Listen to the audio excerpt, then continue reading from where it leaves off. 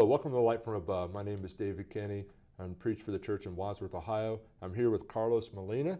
Carlos, welcome to the program. Thank you. Thank you for having us. Carlos is a student of the West Virginia School of Preaching. The School of Preaching is in Moundsville, West Virginia.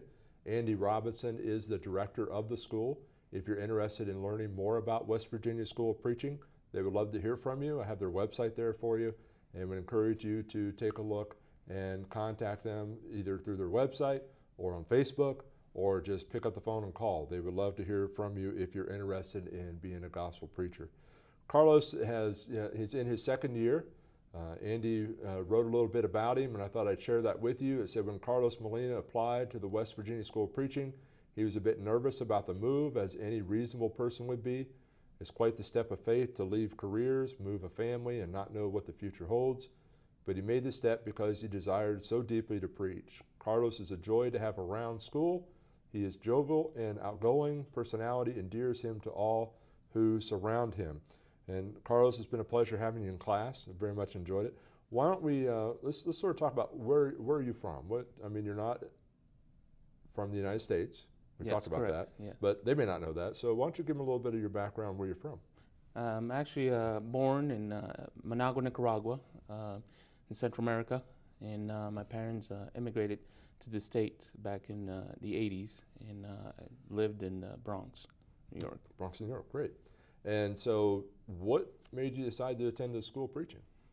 Well, I saw a need for preaching the gospel, especially in a geographic area that I lived in, northeast and central Pennsylvania.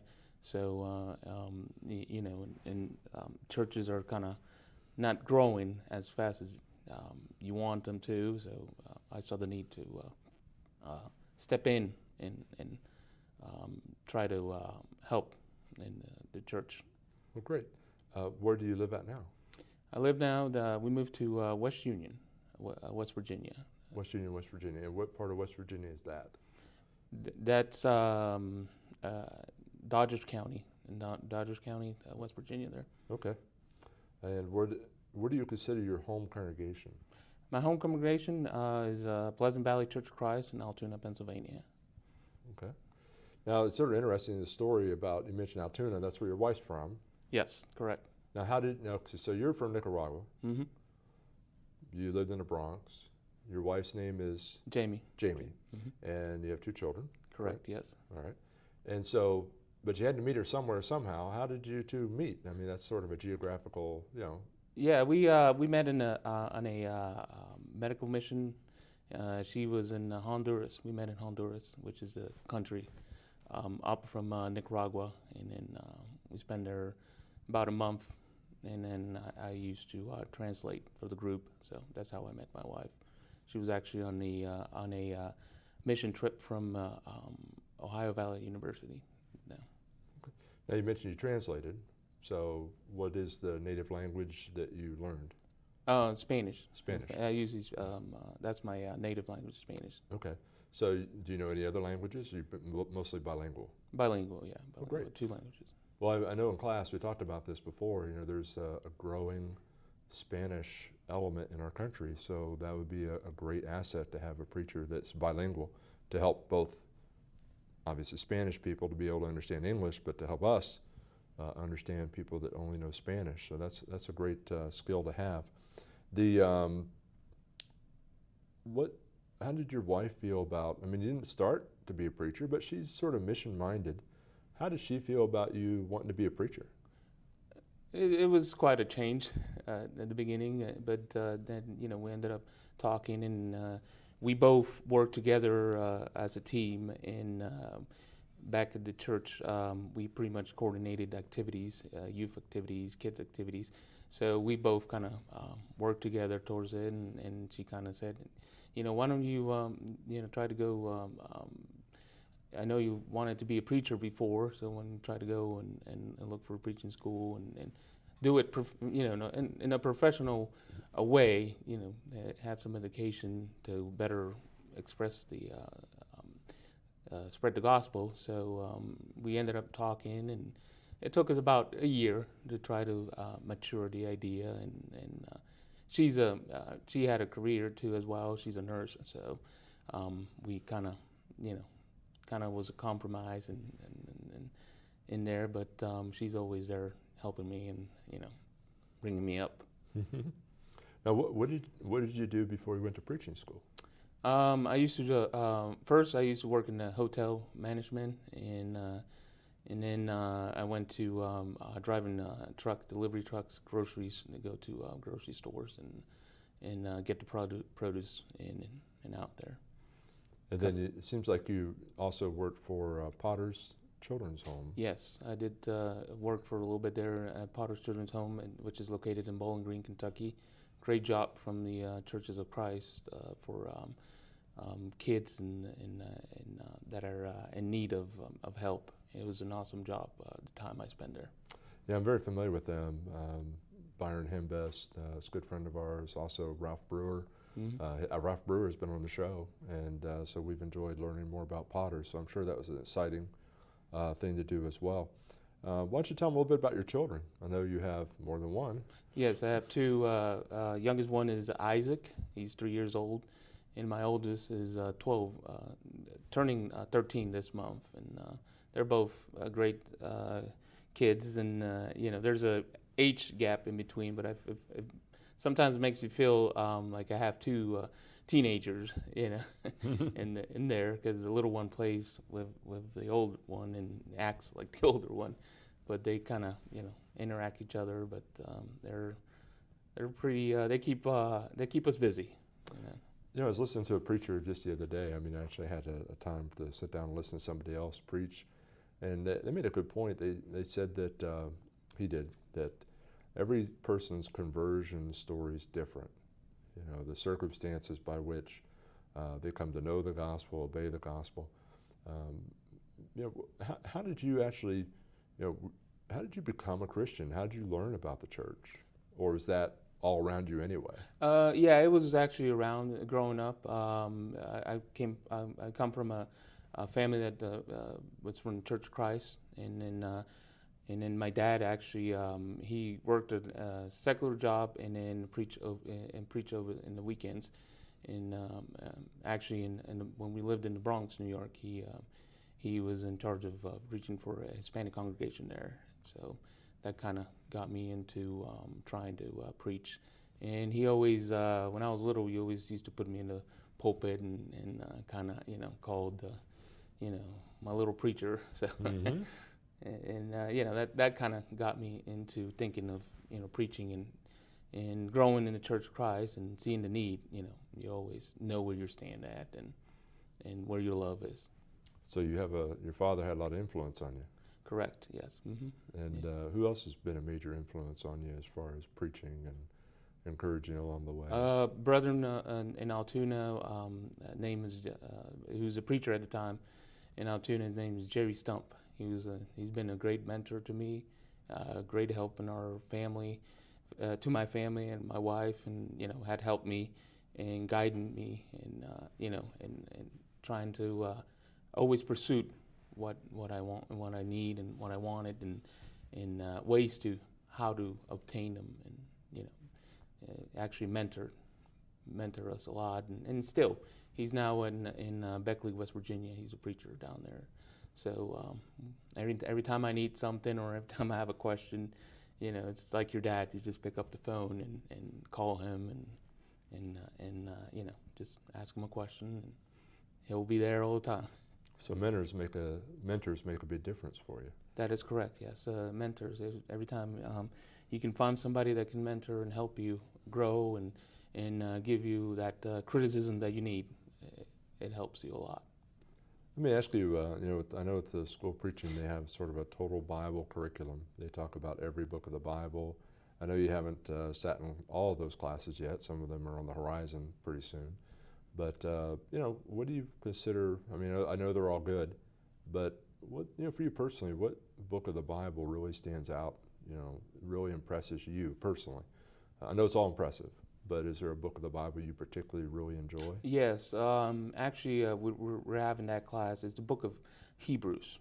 It's a pretty interesting book, and when you start learning about it, it has a lot of background, and when you dig into it, it's not a book that you can just say, open it easily and let's have a class on this. You have to be well prepared and know what is coming, what is bringing, and the illustrations and stuff. And it's kind of interesting to look forward to that class every time, and the things that you can discover that apply into our lives, and the better understanding of what Christ did and what was the purpose of God doing all the dispensations and the great sacrifice that the Israelites and what country becoming of a country, and then how they how they always fell short, and the Lord always brought them back.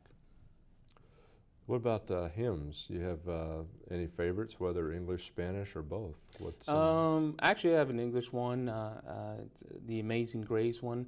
It's special to me because it was the first one I learned in doing medical missions, and in doing medical missions, that you kind of learned it and practiced it a little bit, and it was nice to hear the brethren when they came out and singing it in one harmony. It was always awesome to. Now, what about in Spanish? Did you have any? I mean, other the message is pretty, but I'm just talking about, just the enjoyment of singing it. I mean, the message is always important. But were there any in Spanish that you particularly liked, or is it the same song? It's usually the same songs, but it's just the language. It's the same message, But you mentioned translating for preachers and things like that. What if a preacher comes, like if I was to come to Ecuador or Nicaragua, if I was to go to a country like that, I don't know Spanish. Say you and I would go together. What would if I was to preach to an audience that only knew Spanish? How would that work? How does translating and things like that work? Well, actually, you get to meet with the preacher, and he'll give you a outline of what's going on, and then you usually he's just presenting a regular sermon, and you just going with the outline he has, and sometimes there'll be wording that you don't understand, and you just stop and ask him, give you a better understanding, because as well, translating is usually hard to get the word and get the message straight to the people. So, but you work with the preachers and whoever's presenting the lesson, and kind of they're just utilizing your voice pretty much, and you're just translating the word, and from there the Lord does the job. Now, to me, it seems, and I've never done this before, but it would seem to me that would be a little less formal. I mean, what I mean by that, you see preachers on TV, it's just their oratory, their preaching, it's one. I mean, you don't. But it seemed like that, it seemed like it'd be less formal in the sense of you actually have two people working together to get the message to the person, to the audience, and so there had to be some collaboration there. That is correct. Yes, it's a little bit informal. Yes, because when you're preaching, you kind of get in character and remember what you studied.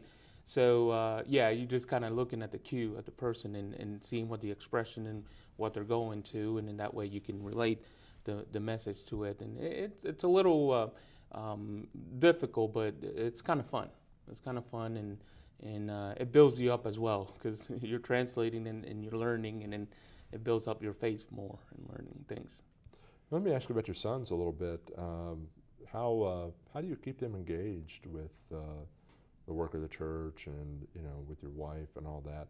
What are some things they enjoy doing with the church? They like to do the youth activities, and we always try to bring them, and even with the 3-year-old, we try to make him accommodating to him to come in the church and participate in the activities, and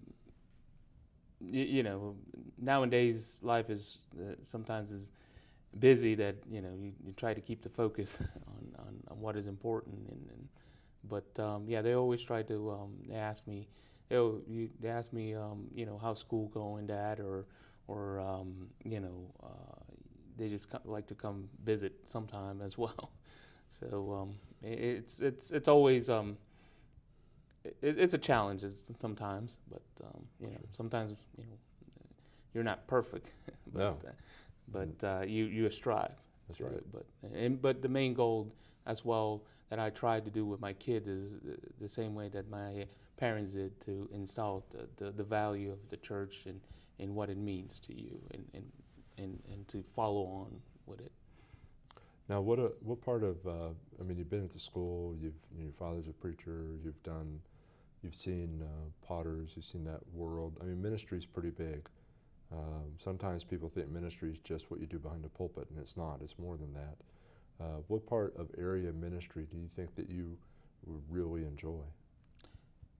All of it is important, but I think if we would come to choose one, would be the youth. I think it's very important to let them know the importance of the church and becoming a Christian, and what is my duty as a Christian, and to follow on and to pass it on to other future generations. What do you think is one of the more challenging parts about ministry? The more difficult things? More difficult thing I think is you're preaching, and you have to live what you preach first, and then because you try to tell people, this is the way God wants you to live your life. So you have to be on that per se the pedestal, and you have to live what you're saying, and be that example as well, and apply it to myself what I preach. What do you think are some of the biggest issues facing the church today? I mean, you have a pretty broad perspective. I mean, you come from another country, Mm-hmm. and you live here now in this area, and I don't know where you're going to next questions next, but what do you look at as some of the big issues that face the church from your vantage point? I think the growth that the church. Some of the churches are just closing and selling their buildings, and that in a way it kind of bothers me, because we're the Lord's church. We're supposed to be out there and growing and moving on. So I think that's one of the major things that once it comes, sometimes the church is left with just elderly brethren, and it's just they sometimes have been forced to close because they don't have ministers, and they're in need of ministers as well. But I think that's one of the major issues, and the busyness of our life, everyday life. I think we get distracted a lot as human beings, and I think we're always on the run per se. Mm-hmm. What do you when you finish and you graduated and all that? I mean, I know you're probably open to a lot of places, but as far as geographical, what area do you think you'd like to work, and why? I would like to go back to the Northeast. I think that's where the major need of preaching is, and I think it's a fertile ground. For me, I consider the Northeast a mission field. We have churches have missions all over the world as well to spread the gospel, but I think we need to do that internally in our home as well, in our country. And I think the Northeast it's our mission field as well. Let me ask you, you talked about wanting to do some preaching, and your wife said, maybe you need to go to a school preaching. You did that and everything. How did you find the school preaching at Moundsville? How did you find it? Did it help you? Was it challenging? Do you think you've matured? What was your studies like at the school preaching?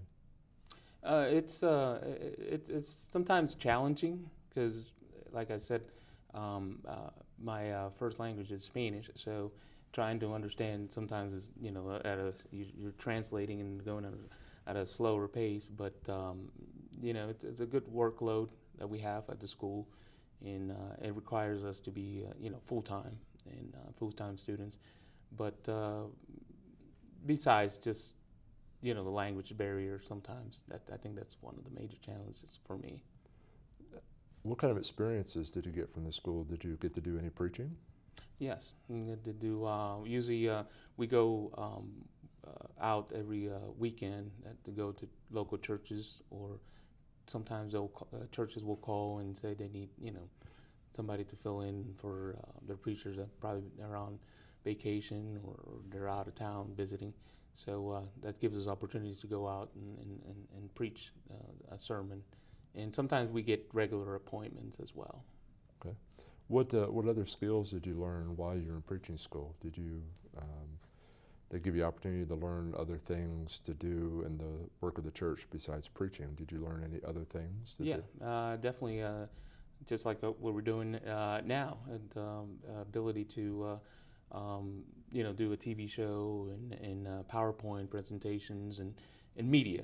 And I think that was a good addition as well to the school that give us a good perspective, to the future, that how to utilize the tools that are available for us. Let me ask you, you have a lot of experience. You made a big jump to go to preaching school. You're almost done. I mean, you probably don't feel almost done. You still have to get to June. Yeah. We're still, still a ways away. But still, what surprised you about the school that you didn't? I mean, good or bad. You could do both if you want. But what surprised you about going to preaching school you really didn't expect, and it surprised you? I think it's just the learning aspect of it, the load of studies, because you're trying to get almost a 4-year degree into a 2-year degree. So I think that's a shocking, you're there doing it quarterly, and you have the reading and especially for me, the reading and the workload sometimes can get to you, and you have a family as well to attend. So, but that was kind of the initial, shocking per se. But and of course, one of the things I loved of the school is their doctrinal sound. So. Now, what about your support at the school? I mean, how were your teachers? Were they good? I mean, they had the congregation Hillview Terrace right there. A lot of people, that are around that area. Did you find that to be a real good environment to learn? Did people help you, or were you sort of like, did your classmates help you, or were you sort of left on your own? No. Basically, no. There's a support team there, from the director to the recruiting director as well. Any need. I mean, they even helped me move, and that was great. Great opportunity to get to know them more, and the churches as well as there, the elders there, and they interact with you. And we have a great staff, great teachers. A lot of experience, and it's amazing. I mean, how much experience you can round up in the school. And it is always good to ask some questions and about their job and their located job and the experience that they have gained from it. And just to hear that is amazing. And teachers are always great and always willing to answer questions that you have. Well, Carlos, it's been great having you in class. It's great to have you here. We wish you all the best. Graduation, June 12th, 2020. You hang in there. Yep. Thank you. All right. Thank you so much. That's all the time we have for today. Thanks for watching our program. Before we close our program today, we'd like to take a moment and review this roadmap to heaven with you, since the matter is so serious. There are many incorrect set of directions out there, and sadly, so many people are following them. For example, some people have been given wrong turns. They believe things such as faith only, works only, or grace only. Or some attempt to change the order of the turns, being baptized before they even believe. Some people fail to realize what point they are on the map. Don't even open their Bibles yet, and they think they're saved already. As a person travels in a car or takes a hike, has to follow the proper directions, so we must follow the proper directions to heaven. Let's take a look at the directions on our roadmap to heaven here. You have to look at these passages in your Bible for yourself. We'll just list the steps, the turns on the way. First is to believe or to have faith. And then number 2, to repent, to turn away from sin. Number 3 is to confess that Jesus is the Son of God. Number 4 is immersion, or to be baptized, which is a burial in water to have your sins washed away. And then you're added to the church by the Lord, not by a group of people, or not by giving some kind of testimonial experience or things like that. And then once you're added, you need to serve and worship the Lord faithfully all the days of your life. And the key word's faithfully. You don't waver. And that's very important. We need to keep in mind, too, that in Noah's day there was a big flood, and only people in the ark were saved from the flood. The same is true today. There is no salvation outside the Lord's church. Where are you on the roadmap to heaven? Thanks for watching our program. Please let us know if we can assist you with further information for your journey.